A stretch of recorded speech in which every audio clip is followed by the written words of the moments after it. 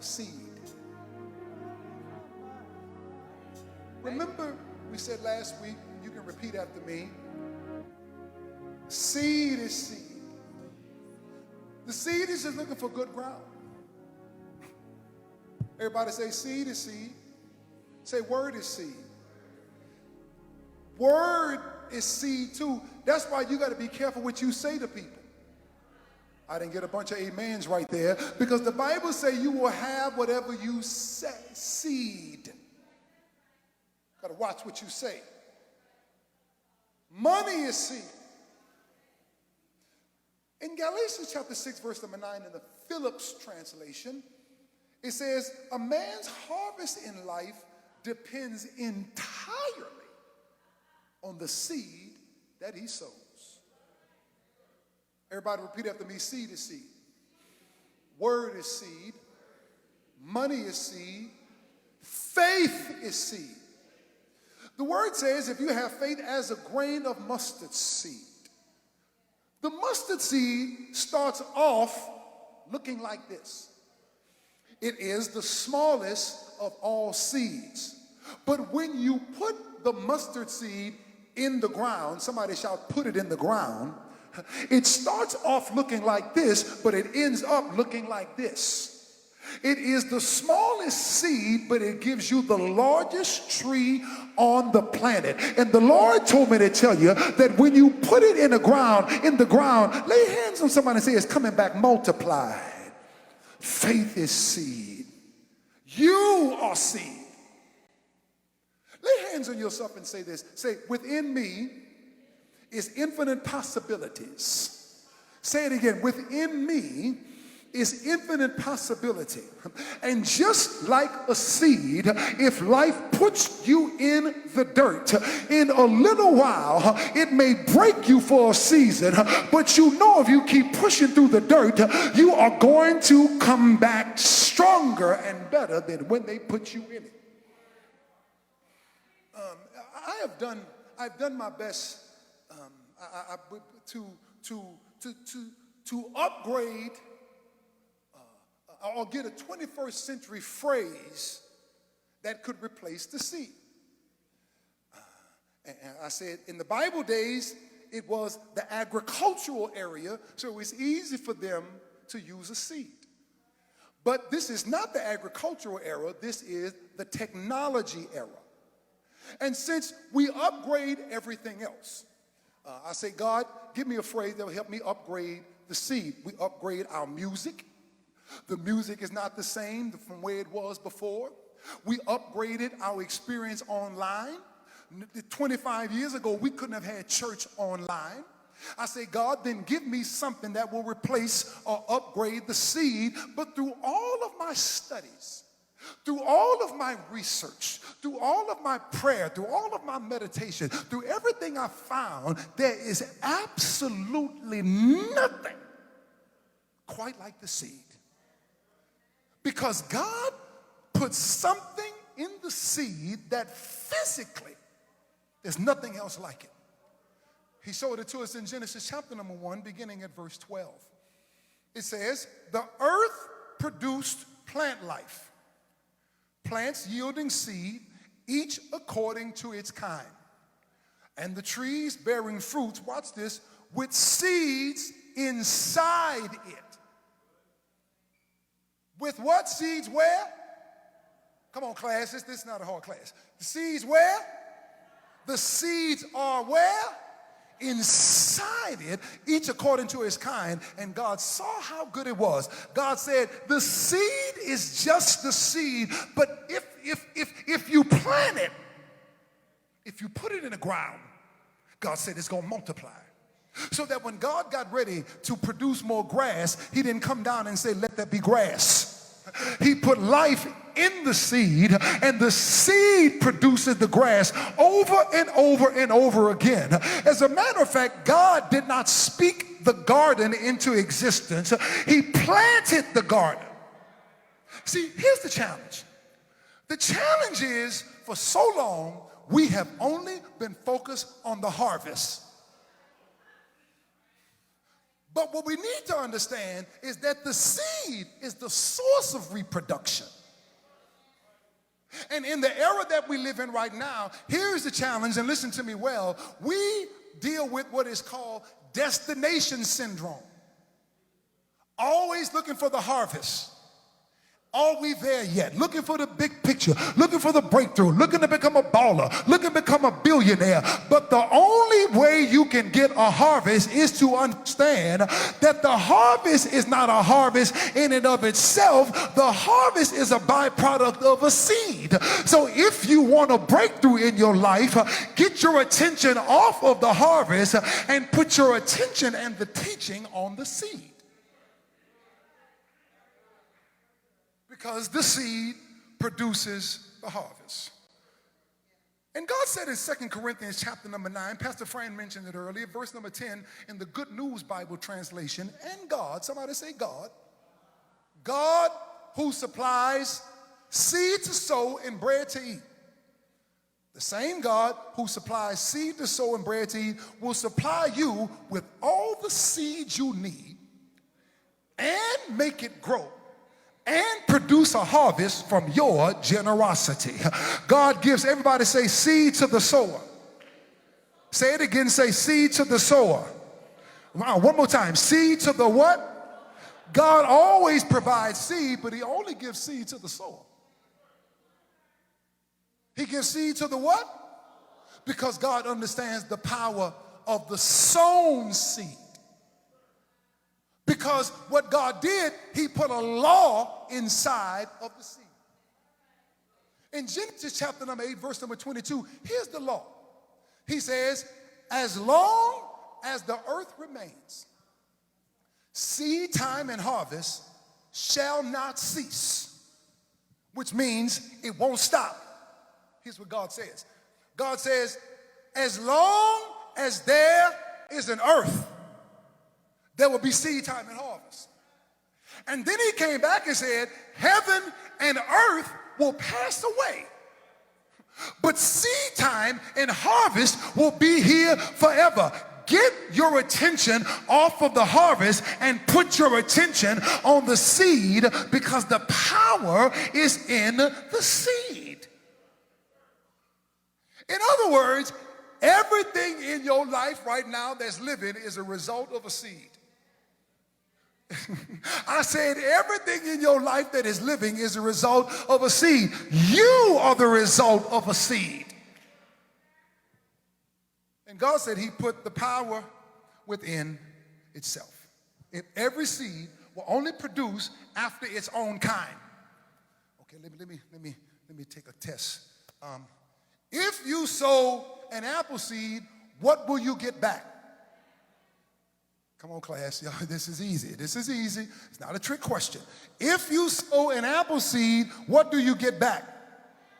If you sow a tomato seed, what will you get back? Because whatever a man sows, that is what he is going to get back. So if you sow love, what are you going to get back?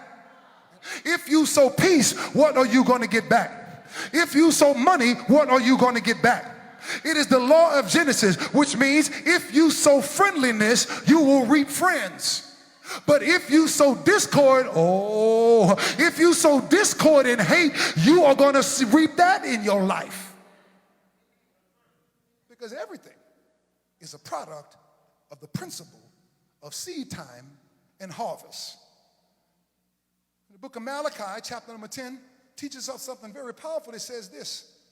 It says, bring the whole tithe into the storehouse, that there may be food in my house. God said, test me in this and see if I will not throw open, watch this, the floodgates of heaven. I know the King James Version, New King James Version both say windows of heaven, but this particular translation gives a deeper meaning. It means floodgates of heaven, which means God says there's getting ready to be a blessing that's going to hit every tither's life, that is going to overwhelm you with the floodgates of heaven. Everybody lift those hands and say, Lord, open the floodgates of heaven over my life. He said there's going to be so much there will not be room enough to receive.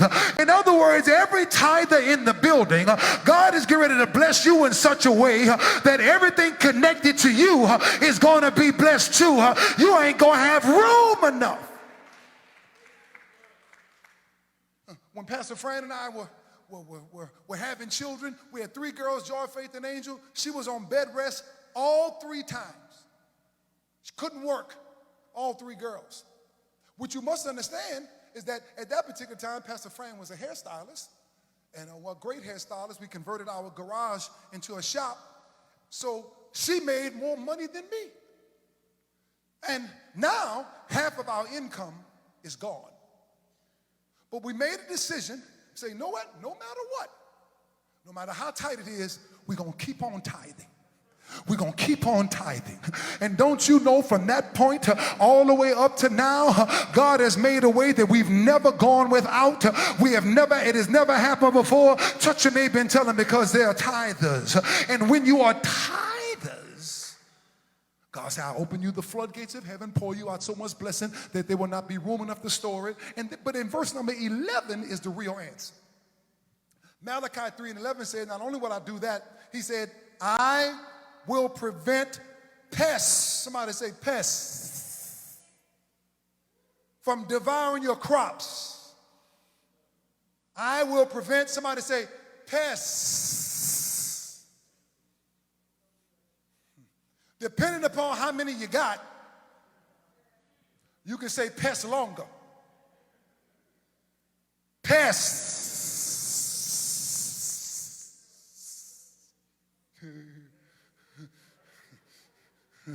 They're hissing like a snake, because that's what half of them are. Pests! Because here it is. Pests are seed eaters. I said pests are seed eaters. See, some of you don't have a money problem. You have a pest problem. A pest problem. You know, like, has this happened to anybody? Right about the time you getting your budget together, right about the time you start getting some stuff in order, your car get ready to be paid off, right about the time your car get ready to be paid off, now it start acting stupid. Because you don't have a money problem, you have a what? How many people are honest enough to admit, I got so many pests in my life, it's the pest that's eating up all of my seed. Let me put up my first illustration here. Let me ask you a question. This Miami Hurricane full scholarship. What is that? It's Canada. Okay. Put up the next picture. Miss Smarty. What is that? Y'all can join in and help her. I'm not going, What is that, y'all? Okay. Put up the next picture. What is that? Lettuce. It is. Cabbage, lettuce, but it's still lettuce. All right. What is this?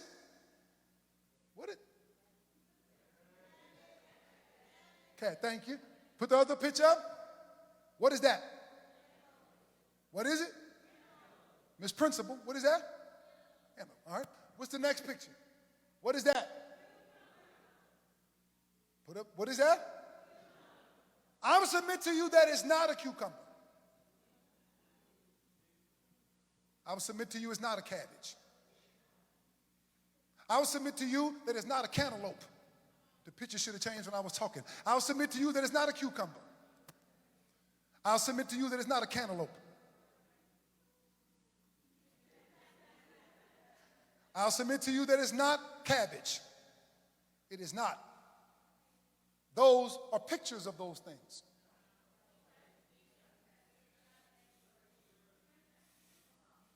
And a lot of us are getting excited about a picture when God wants to give you a product.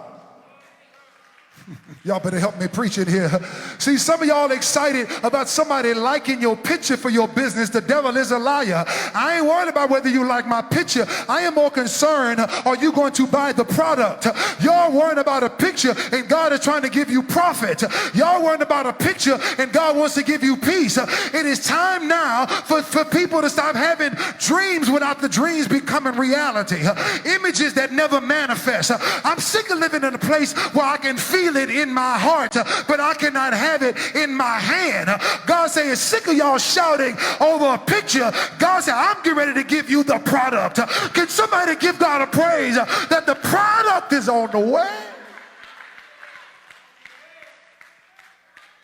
But the bridge between the picture and the product is a seed. I didn't hear what I'm saying. The only way to take the picture and turn it into a product is to get a seed and put it in the ground. The seed is the bridge between the dream and the reality. But if you do not plant it, here's what you got to understand. I will not plant that which I do not have an appetite for. I will not plant what I have no appetite for. If you do not have an appetite for cabbage, you are not going to plant cabbage seeds. If you do not have an appetite for cantaloupe, then you won't produce a cantaloupe seed. Why? Here's what God told me to tell you. Appetite creates opportunity. Boy, don't make me get in your business. I said appetite creates opportunity, Pepper, because if you want it bad enough, it will find you. Oh, Jesus. I said appetite creates opportunity, and the more money you have, the better you can hide it. Appetite. Yeah, mama, you got it. Here's what the Bible says. The Bible says in Psalm 37, take delight in the Lord, and he will give you the desire of your heart. I will not plant what I do not have an appetite for. Because everything that you desire is in the form of a seed. Help me preach. Because the seed, sowing the seed, speaks to my future. Did y'all hear what I said? I said sowing seed speaks to my future. The future does not predict my seed. My seed predicts my future. Let me say that again. I said, y'all put it on Instagram, take a picture of it, put it on Facebook, put it on TikTok.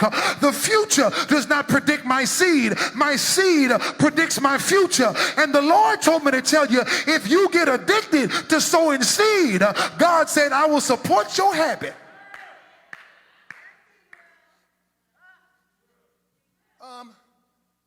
I got a confession to make. I'm about to give y'all a little bit of tea. Yeah. I have learned, one thing I'm learning this season, I'm learning to become more transparent. I'm very private. I am learning that transparency is the key to breakthrough, and it's a process for me, but I'm learning, so when I give y'all my tea, don't judge me. Because you'll run me back into my secret quarters. I want to make a confession today. I'm a junkie. I'm a junkie. Yep, the pastor, the bishop is a junkie. I get loaded. I know some of y'all right now judging me. I'm a junkie. Look at your neighbor and tell him the bishop gets loaded. Tell him that. He does. I get loaded. You saw me. I get loaded. I said, but Angelica asked the right question. She said, on what? And let me show you what I get loaded on. And I found it in the Bible. It is in the Bible in Psalm 68 and verse 19. It says, bless be the Lord, which means, Pastor Fran, before anything happens, I've got to learn how to bless the name of our God. He said, blessed be the Lord who daily loads me with benefits. Slap your neighbor and tell him I'm loaded with benefits, which means every time I give God a praise, he loads me with more benefits. Every time I wave my hand in his presence, he loads me with more benefits. So let me tell you something. I'm a junkie. I get loaded. I get loaded because when I think about the goodness of Jesus and all he's done for me, and I begin to give God a praise, he starts loading me. Slap your neighbor and tell him I'm loaded I am. Put it on the screen, I'm loaded I am. I am loaded. And God said, if you get addicted to sowing seed, I will support your effort. Slap your neighbor and tell him I get loaded. I get loaded. I'm going to close by telling you this story. Josh, put me where you want me to be in the beginning, and we're going to end up right there. On September the 8th, 1941, somebody got to talk back to me. Adolf Hitler, thank you, Mama, and the German forces sieged the Soviet city of Leningrad. They came in to overthrow the city, and watch this, the attack lasted over 90 days. We got attacked for 1 year, and some of us lost our mind. This attack lasted almost 3 years. The Germans and Hitler came to destroy and siege the land. And while over 1 million people died, it should have been 3 or 4 times more people that died. How did that happen? Because unbeknownst to the masses of people, about 25 years earlier, before the siege began, a young botanist by the name of Nikolai Vavilov started an interesting hobby. And Nikolai Vavilov had the insight and the foresight to begin a collection of seeds. Long before the war came, he started saving seeds. And he collected seeds from over 6,000 types of plants. He ends up stashing hundreds of thousands of seeds. But when the Germans came in, they wanted to know, where are the seeds? But the seeds were hidden away. They ended up arresting Vavilov for trumped up charges, saying, where are the seeds? But Vavilov would not break. They began to torture him, but he would not tell them where the seeds are. And the Germans were so wicked and nasty that they made Vavilov starve to death in a jail cell, because his seeds ended up saving millions of lives. Because all across the nation, people were sowing seeds. And Vavilov began to give people seed and say, sow seed all over the land. And when the crops came back in, the people were able to eat and live, even though the enemy came against them.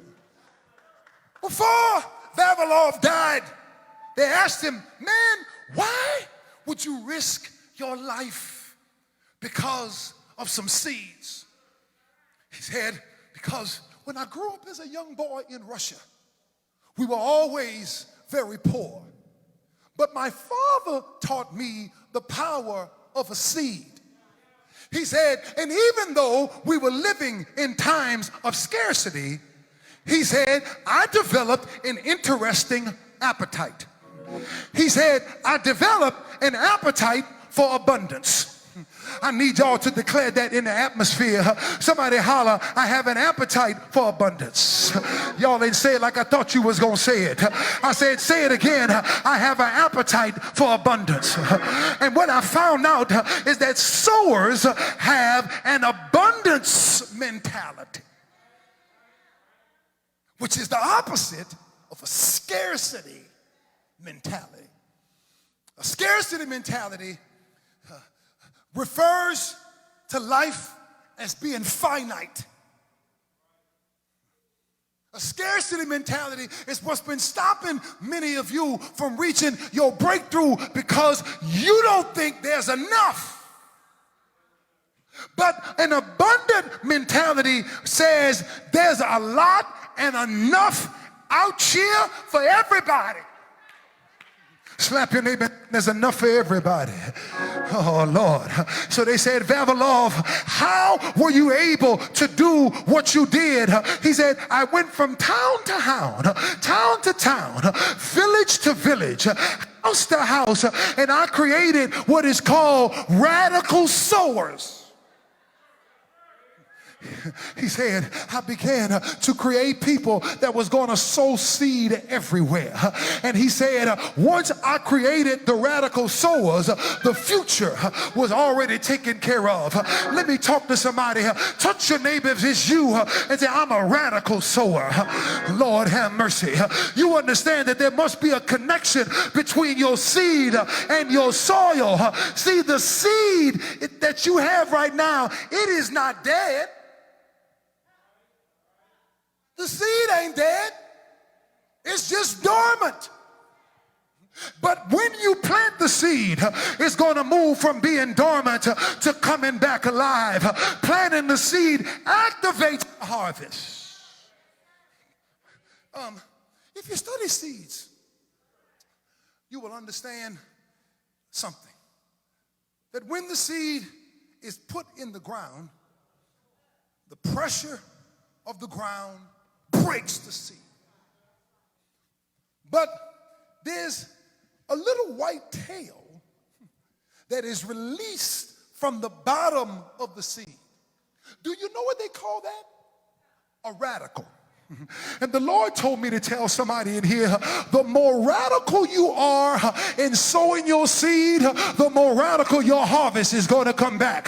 He told me to tell you, the quicker you sow your seed, the quicker the harvest is going to come back. Lift those hands. Not everybody, just the radical sowers. Lift those hands. Just people that just sow. Just say, here, take the seed. He said, I created radical sowers that kept sowing seed. And God says, the more radical you are, the quicker you're going to become financially free. The more radical you are in your praise, the quicker your breakthrough is going to come. If you don't mind, right where you are, lift those hands all over this building. He said, I created some radical sowers. He said he would give them seed and say, here, take these, and no matter where you go, just sow these seeds. And the harvest came back 25 years later. So that when the enemy came in to besiege the nation, it did not work because somebody was a radical sower. Father, thank you for radical sowers. Thank you for people that look for opportunities to sow. Every chance I get, dear Lord, I want to thank you that we are surrounded by radical. So all of my radical sowers, just wave back at me. Father, look at the hands of the people that are radical sowers, dear Lord, because we understand that as long as the seed is in my hand, that is all that is going to be. But when I sow it, it is the least it is going to be. That's what God did when he gave Jesus. He sowed radical seed. Many of you, it may be your first time online or even in the house if you came after we had an opportunity to sow seed, and some of you say, you know what, it doesn't matter. Every time an offering is asked, I'm going to give it. It doesn't matter either way, but right now where you are, prepare to sow your seed. A radical A radical sower is somebody that says, give me seed and I will sow it. Father, thank you for radical sowers that's declaring their future right now. Right now where they are by sowing the seed now. Those of you that are sowing seed, I want you to do it now. But the greatest seed you can sow is your life. And whether you're online or on site, you can give your life to the Christ right now by texting the word join to 72,000. Right where you are, you become of the City Love family, a part of the Love Nation family. If you're in the city, it's the city of love. If you're nationwide, it's the Love Nation. Wherever you are, you say, I feel a connection and I want to join. This is what God did. He sowed his greatest seed when he sowed Jesus. And now look at what he has. Now Christians and believers all over the world multiplied because of that seed sown. And it was at Calvary that he sowed his greatest seed by giving Jesus. And today we're going to celebrate that by communing together as a family.